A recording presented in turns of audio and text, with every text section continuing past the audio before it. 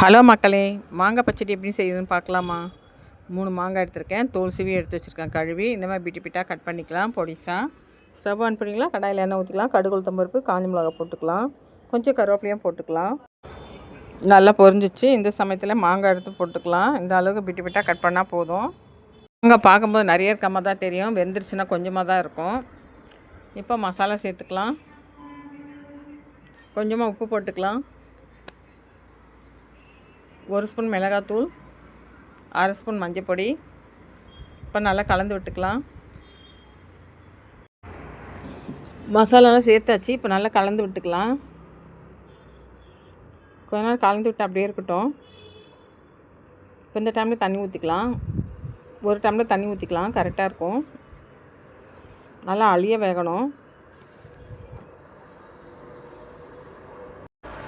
இப்போ தட்டு போட்டு மூடி வச்சிடலாம். இப்போ 200 கிராம் வெல்லம் எடுத்துருக்கேன். தூள் பண்ணி எடுத்து வச்சுக்கலாம். இப்போ நல்லா வெந்து வருது. இப்போ இந்த டைமில் வெல்லத்தை போட்டுக்கலாம். இப்போ வெல்லம் எடுத்து போட்டுட்டு நல்லா கொதிக்கட்டும். கொஞ்ச நேரம் நல்லா தூள் பண்ணி போடுங்க. அப்போ சீக்கிரமாக கரையும்.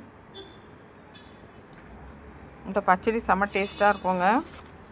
காரம், புளிப்பு, உப்பு எல்லாம் கலந்துருக்கு இல்லையா, செம்ம டேஸ்ட்டாக இருக்கும். நீங்களே இந்த மாதிரி ட்ரை பண்ணி பாருங்கள்.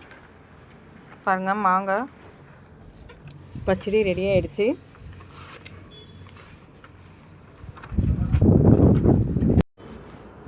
இந்த வீடியோ உங்களுக்கு பிடிச்சா லைக் பண்ணுங்கள், ஷேர் பண்ணுங்கள்.